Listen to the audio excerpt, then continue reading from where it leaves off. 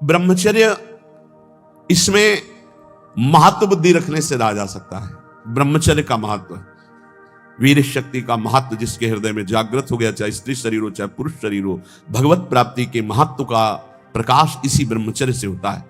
सच्ची मानना, ये जो आपका मन निरुत्साहित हो जाना, शरीर में पीड़ाएं होना, समय से दिनचर्या ना होना, प्रमाद स्थितियों का बढ़ना, कई जगह अंगों में पीड़ाएं होना, ये कई त्रुटियां होती हैं, इससे जो ये परेशानियां आती हैं।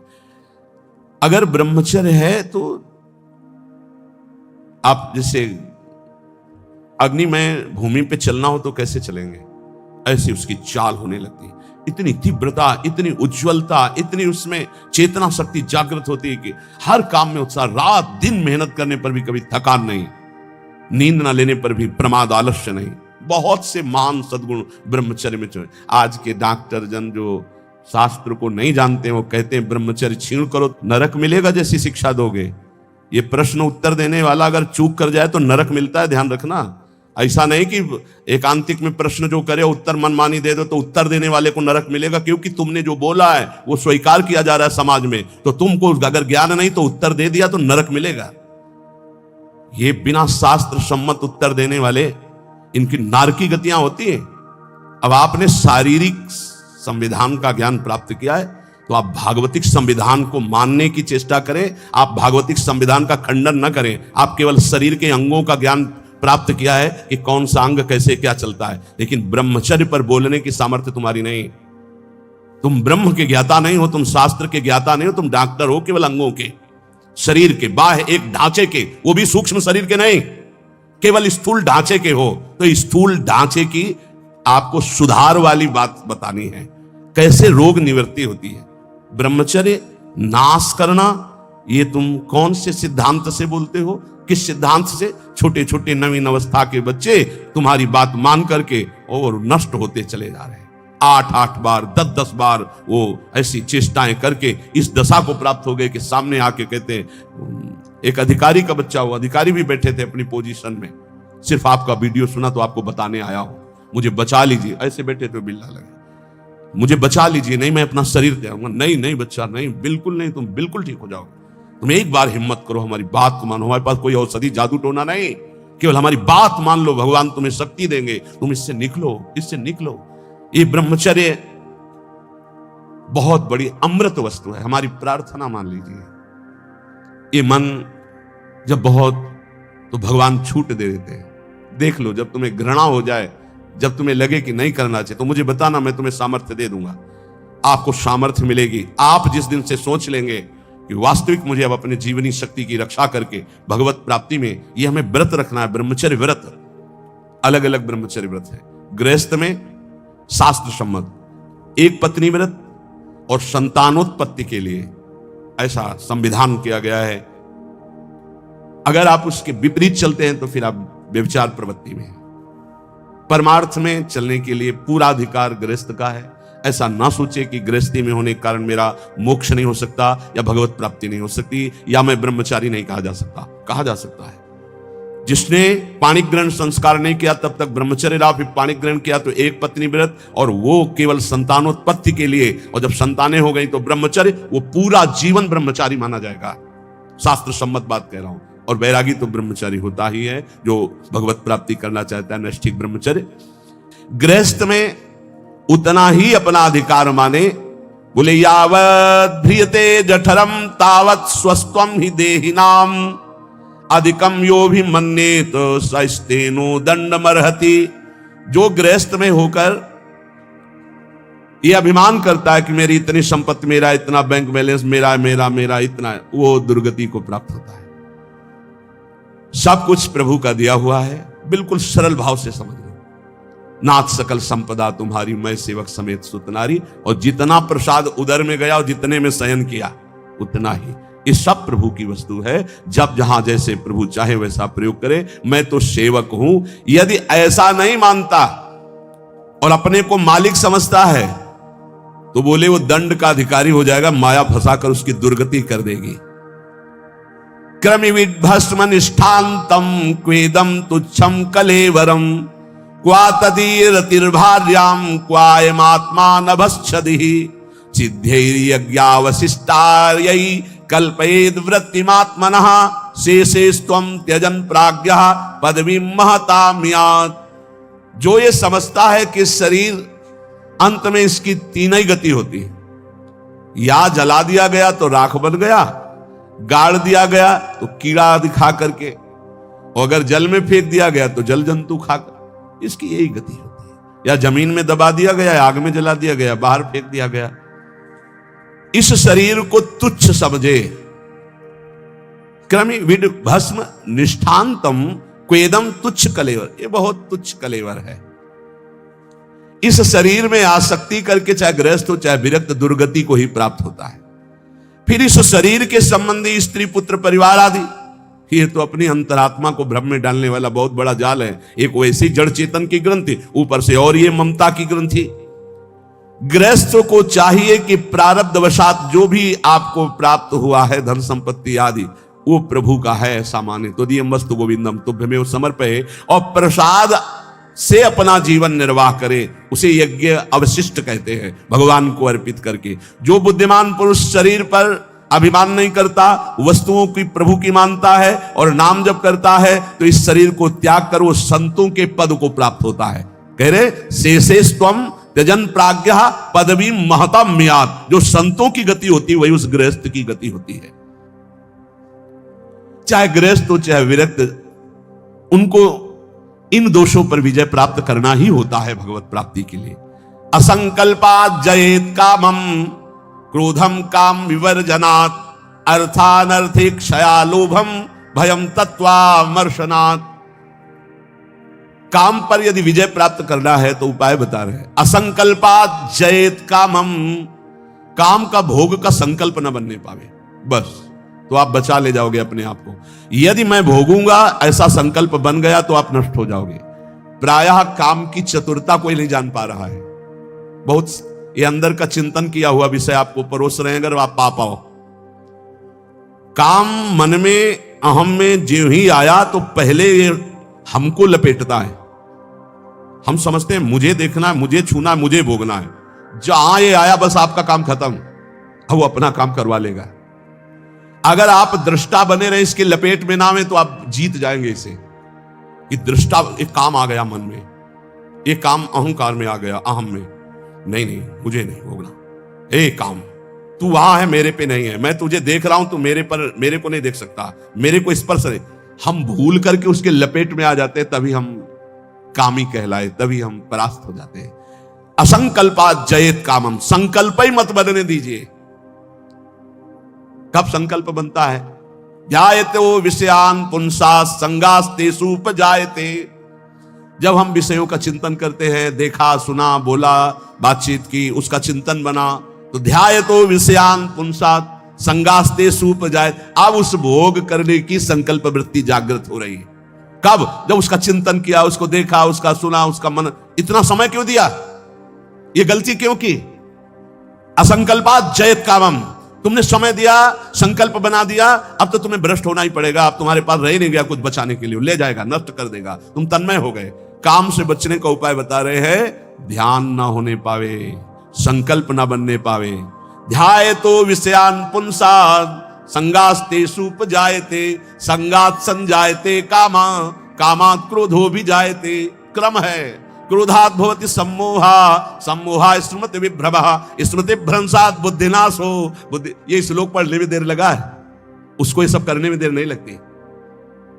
असंकल्प के द्वारा, मतलब संकल्प त्याग के द्वारा, भोग का संकल्प ही ना होने पावे तो आप काम विजयी हो सकते हैं। इसीलिए कहते हैं राधा राधा राधा राधा। जब आपके अंदर वो चक्रव्यूह रचना रच रहा हो काम के चिंतन की, उसी समय तोड़ो राधा राधा राधा राधा। वो कहेगा चुप रहो, नाम मत जप करो, मेरी बात सुनो। आप सुनना नहीं, मैं देख रहा हूं कि तू काम है, मेरे में नहीं है, तू मन में है, अंतःकरण पे है, अब मैं तेरे को देख लूंगा, खत्म हो जाएगा। बहुत डरपोक है सब। यदि नाम चल रहा है और आप अपने को दृष्टा माने, आप में कभी काम था ही नहीं, आप में कभी काम है ही नहीं, आपको कभी काम परास्त नहीं कर सकता, क्योंकि आप भगवान के अंश हैं। ये मायावी आप पर प्रहार नहीं, आप अपने स्थान से चूक गए और आपने जो ही ये स्वीकार किया शरीर भाव से कि मैं पुरुष मैं भोक्ता, अब मारेंगे आपको। यही गलती हमें फंसा रही। क्रोधो काम विवर्जनात्। क्रोध कब आता है? जब हमारी इच्छा के विरुद्ध कोई कार्य करता है, तब क्रोध आता है। हम चाहते हैं कि आप शांत बैठिए, आप अशांत होकर के बोलने लगेंगे, हमें गुस्सा आ जाएगा। हम चाहते हैं धर्म से चलिए, आप अधर्म से चलेंगे, क्रोध आ जाएगा। हम जो चाहते हैं उसके विपरीत जब होता है तब क्रोध होता है। तो ये जो हम चाहते हैं, भले हम धर्म चाहते हैं, शांति चाहते हैं, मंगल चाहते हैं, तो ऐसी चाहत संभाल के कि बाहर अशांति अंदर अशांति प्रवेश न कर पावे। अगर बाहर कोई अशांत हो रहा है तो जोई जोई प्यारो करे, सोई मोई भावे। शांत, आप तो शांत रहिए, अशांति आपके अंदर न जाने पाए, क्योंकि आप शांति प्रिय हैं। हम क्या करते हैं, बाहर शांति स्थापन के लिए अंदर शांति खो देते हैं। बाहर हमारी इच्छा के विपरीत हुआ कि अंदर हम अशांत हो जाते, गड़बड़ी। बाहर अशांति होने दो, अंदर शांति बनी रहनी चाहिए। हमारे इच्छा के विरुद्ध जब कोई कार्य करता है तो क्रोध आता है। कामना के विरुद्ध जब कोई कार्य होता है तब क्रोध आता है। क्रोध सबसे पहला काम करता है, वो मूढ़ता पैदा कर देता है। क्या कहना चाहिए, क्या करना चाहिए, सब खत्म हो जाता है। और मूढ़ता काम करती है स्मृति का नाश करने का। मूढ़ता ही फौरन स्मृति का नाश किया। आप कौन है, आपका क्या कर्तव्य, आप क्या कर रहे हैं, भूल गए। और स्मृति नष्ट होते ही बुद्धि भ्रष्ट हो जाती है। और ये सब कहने में देर लगा या सेकंड में हो जाता है। इसीलिए क्रोध को जीतने के लिए इच्छा का त्याग करो। संतुष्टायन के नवा, कैसी भी परिस्थिति हो क्रोध नहीं आना चाहिए। फिर कह रहे हैं लोभम अर्थानर्थिक क्षया। ये रुपया ये अनर्थ ही करता है, अनर्थ ही करता है। यदि भगवान का भजन नहीं हो रहा तो ये रुपया अनर्थ पैदा कर देता है। यदि शब्द इसलिए लगाया कि अगर भगवान का भजन हो रहा है तो सुधन धन्य कहा गया। प्रथम गति जात की संत सेवा में, भगवत आराधना में, प्रभु के उत्सवों में, अन्य जीवों की सेवा में वो धन जाता है। बोले अब देखो ये सत्संग बना हुआ है, सत्संग हॉल, कितने लोग सुखपूर्वक भगवत चर्चा, अब इसमें किसी न किसी का तो अर्थ लगा है, तो धन्य है। जब तक सत्संग होता रहेगा, नाम कीर्तन होता रहेगा, ये बना है, उसका सुकृत हो रहा है। देने वाला तो गया, लेकिन उसका अर्थ और उसका ब्याज और उसकी महिमा उसको परम सुख प्रदान करती रहेगी, क्योंकि ये भी धन है। और भी जगह ऐसे लगे हुए हैं। बोले ये धन अगर भगवत चिंतन नहीं, भगवत आश्रय नहीं, तो अनर्था, ये अनर्थ पैदा कर देता है। एक मार्ग में जा रहे थे तो स्वर्ण और जवाहरात आदि की असरफियों से भरी हुई एक थैली पड़ी थी, किसी की गिर गई। तो संत जा रहे थे, उनके शिष्य उठाने बोले चुप, छूना मत, मृत्यु है, मार देगी, डाइन है, खा जाएगी ये संपत्ति। गुरु जी आप उल्टा सीधा बोलने लगते हो। कितनी बढ़िया है रतन जवाहरात हीरा की थैली, आप कह रहे हो डाइन है, खा जाएगी, छूना मत, मार देगी। अरे बड़े मजे हो जाएंगे, खूब साधु सेवा करेंगे, कीर्तन करेंगे, भंडारा। तुम्हें विश्वास नहीं हो रहा ये खा जाती है? अच्छा रुको, चलो वहां झुरमुट में बैठते हैं और देखो ये डाइन कैसे खाती, किस किस को खाती। वो बैठे ही थे कि 4 राज सैनिक घोड़ों पर उस समय चलते थे। घोड़े से चारों रुक गए। बोले यार किसी की गिर गई, आसपास तो कोई दिखता नहीं, जब गिरी हुई चीज है तो हमारे ही अधिकार में आ गई, हम चारों लोग बांट लेते हैं। बोले हाँ बांट लेते हैं, चलो एक पेड़ के नीचे बैठते हैं। बैठे, अब भूख बहुत लगी है, अब इतनी संपत्ति मिली तो बढ़िया ठंडा जल लाओ और भोजन लाओ, चारों लोग पाया जाए, फिर इसे 4 हिस्सों में बांट के फिर हमारी तो ड्यूटी चल रही। 2 गए लेने बाजार से भोजन सामग्री, उसी अर्थ से। उन गए, बहुत कीमती कीमती रत्न है। बोले इरादा क्या है? बोले हम दोनों यहीं पा लेते हैं। वो कह देंगे कि हम तो पाले थे और जहर मिला देते हैं, उनको ले जाते हैं, विश्वास से पालेंगे, वो दोनों मर जाएंगे, 2 हिस्से में बांट लेंगे, 4 हिस्सा क्यों लगेगा?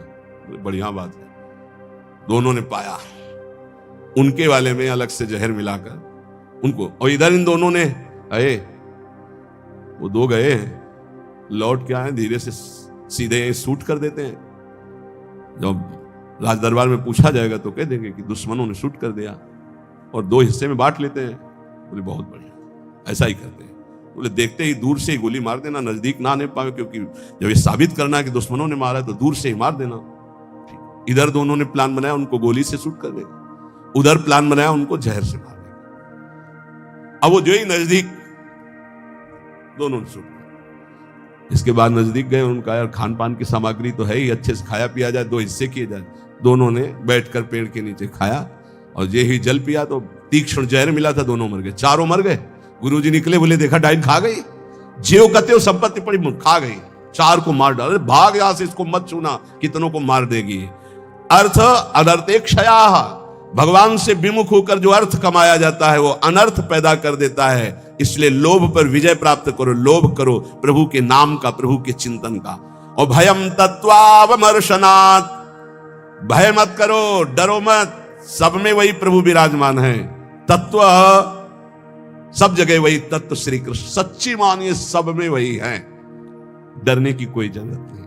शरीर एक बार छूटेगा, इसका नाम मृत्यु लोक है, सबको मरना पड़ेगा एक बार, तैयारी कर लो मरने की। मरना शब्द बहुत ही कड़वा लगता है। एकांत में सोचो कि मुझे मरना है तो कैसा लगेगा। एक बार तो हाई बीपी तो हो ही जाएगा, नहीं हो जाए या लो हो जाएगा, 2 में 1 हो जाता है। बहुत सीरियस हो गए तो फिर तो मरना है। सबको लगता है ना डर, ईमानदारी से देखो डर लगता है, डर लगता है। क्यों? क्योंकि शरीर प्यार हो गया, हमारे प्यार का विषय शरीर हो गया है, हमारे प्यार का विषय शरीर संबंध भोग हो गए। सच्ची मानिए डर का विषय यही है। जैसे बहुत अच्छा कपड़ा नया रेशम का भी दिया जाए, कहा जाए आप ये उतार दो, तो उतारने में आपको देर लगेगी, 1 सेकंड में फेंक दोगे, क्योंकि उससे कई गुना महंगा और पवित्र वस्त्र लाओ भाई हमसे। ऐसे ही आपको जब भगवत देह प्राप्त हो जाए, भाव देह, तो इस शरीर का त्याग ऐसे हो जाता है जैसे पुराने कपड़े का त्याग। अब इसी शरीर से आपको प्यार भगवत भाव तो आया नहीं, तो आपको भय लगेगा। भय मत करो, ये शरीर छूटेगा।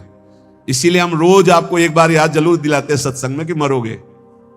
यहां के सत्संग का एक बार संजीवनी बूटी चम्मच में जैसे पवाई जाती ना, तो हम तुम्हें वचन से श्रवणेंद्रिय में डालते हैं, मरोगे, सब मरोगे, एक दिन मरोगे। बोले सुबह सुबह रोज मरने की बात है बाबा जी करता है। जानते हो क्यों करते हैं? क्योंकि तुम्हें कभी नहीं मरना है। राम मरे तो मैं मरूं, नहीं तुम मरे मेरी बलाए, और अविनाशी का बालका मरे न मारा जाए। बात समझ रहे हो? तुम कभी नहीं मरोगे, तुम अविनाशी हो, लेकिन तुम शीशा में नहीं देख पाओगे अपने आप को। शीशा वाला जो है देखने में आता है वो मरेगा। समझ पा रहे हो? मरना बहुत ही खतरनाक लगे, और मरना सत्य है यहां, और आपका मरना नहीं है, कभी नहीं मर सकते, तुम अमर हो। साधना से अमर नहीं हो, तुम अविनाशी के बच्चा हो, तुम अविनाशी हो, तुम्हारा कभी नाश नहीं हो सकता। जहां ये बात आती है देखो कितना अच्छा लगता है। नहीं नहीं, ये बहुत बढ़िया है कि एक लिमिट समय दिया है, 60 वर्ष, 70 वर्ष, 80 वर्ष, 100 वर्ष, इसके बाद आपका पुराना शरीर हटेगा, नया शरीर प्राप्त होगा। और अगर बीच में सौदा पक्का कर लो, माल इकट्ठा कर लो, तो भाव देह की प्राप्ति हो जाएगी, भगवत देह की प्राप्ति हो जाएगी, जहां कभी न बुढ़ापा है, न रोग है, न मृत्यु है, न शोक है। खूब नाम रूपी धन कमा करके श्री जी के सहचरी भाव या ये जो जितने भगवत भाव, कोई एक भाव का देह प्राप्त कर लो, झंझट खत्म हो जाए मरने जीने से। देखो जैसे इस संसार में 4 लोगों से मित्रता करके सब आनंद में जीवन व्यतीत करते हो, कैसा लगता है? ऐसा लगता है यहीं से जाना ना पड़े। देखो बाबा जी भी बन गए तो ऐसा कभी किसी को नहीं जानते थे, अब ऐसा लगता है जिनको हम जान गए यही सब बने रहे, इनके बीच में हम रहे, और ऐसे भोग लगता रहे, वैसे आरती होती रहे, और ऐसे नाच गाना गाते रहे, वैसे गाते रहे, नाचो रहे। मरने वाला चक्कर नहीं होना चाहिए, ऐसा लगता है ना। और अगर यही हम प्रगट में श्री जी के समीप हमारे प्रिया प्रीतम विराजमान है, और हम भाव देह में हैं, और वहां मरना नहीं है, वहां 56 भोग लगना है लेकिन शुगर नहीं होना है, खूब पकवान पाना है लेकिन लीवर नहीं खराब होना है, खूब अच्छे अच्छे पदार्थ पाने हैं लेकिन ब्लड प्रेशर हाई लो नहीं होना है। कल एक भक्त बड़े भोले थे, उन्होंने कहा पकवान का भोग तो हम इसलिए श्री जी के नहीं लगाते कि मुहासे हो जाएंगे श्री जी, और लालजू को फिर अच्छा नहीं लगेगा, इसलिए हम आंवला जरूर भोग लगाते श्री, हमें अच्छा लगा। चलो उनको मालूम नहीं है पर भाव तो अच्छा है ना। सच्चिदानंद विग्रहाय सांद्रानंद प्रेम मूर्ति के, पर बहुत अच्छा लगा उसका भाव कि वो अपने भाव में तो डूब रहे हैं कि श्री जी को अगर मुहासे हो गए तो लाल जी को पसंद नहीं आएगा, ऐसा। ये सब पार्थिव शरीर में होते, चिदानंद में नहीं होते। आज तक निकुंज में कहीं शौचालय का वर्णन नहीं है, ले आया। क्यों? पदार्थ चिदानंद और देह चिदानंद, पाना ऐसे ही जैसे आप प्रगट में पा रहे हो ऐसे ही पाना है, और शब्द बाहरी विकारात्मक शरीर नहीं। एक बार हिम्मत करो, यहां का राग जो है जैसे आपको लग रहा है ना, इसी के कारण आपको मरने से डर लग रहा है, ऐसे ही महान इससे अनंत गुना प्रेम प्रियालाल से हो जाएगा, धाम से हो जाएगा। कैसी कैसी कुंज निकुंजे, और सखियां बहुत प्यार करने वाली है। ललिताजू, विशाखाजू, चंपकलताजू, चित्राजू, तुंग विद्या, इंद्रलेखा, ये सब अनंत माताओं जैसा प्यार लिए आपका स्वागत करेंगी, आपको दुलार करेंगी। इनके बीच में रहना, प्रिया प्रीतम के साथ रहना, बड़ा आनंदमय जीवन। ये भक्ति रस का चरम अवस्था का महामाधुर्य रस, बिल्कुल सच्ची कहते हैं। देखो अपने लोग तो कितने में आनंदित हो जाते हैं सांसारिक नाटक में। अपने तो चार लोग जो हमसे प्यार नहीं करते, उनसे हम प्यार करके जीना चाहते हैं, उनके बीच में रहना चाहते हैं। भले लड़का रोज पिटाई करे, लेकिन है तो मेरा लड़का। भले संसार के हमारे रिश्ते कड़ुए हो गए हो, लेकिन है तो हमारे रिश्तेदार, हम उनके बीच में रहना चाहते हैं। सोचो ऐसे कपट भरे संसार से हम प्यार कर सकते हैं, तो निर्मल प्रिया प्रीतम और उनकी सहचरी गण, जहां प्यार ही प्यार विशुद्ध है, वहां हमें कितना सुख मिलेगा। जहां न मरने का भय है, न बिछुड़ने का भय है, न प्रलय का भय है, जहां न सूर्य है, न चंद्र है, न अग्नि है, एक चिदानंद तेज, एक महान ब्रह्मानंद, परमानंद, प्रेमानंद, भगवदानंद, अखंडानंद, विज्ञानानंद घन, जिन इन नामों से जिसको पुकारा जाता है, वो बरस रहा है। परसत पुलिन सुलिन गिरा, करसत चित सुर घोर, हर्षत हित नित नवल रस, बरसत जुगल किशोर। वही चलना है अब।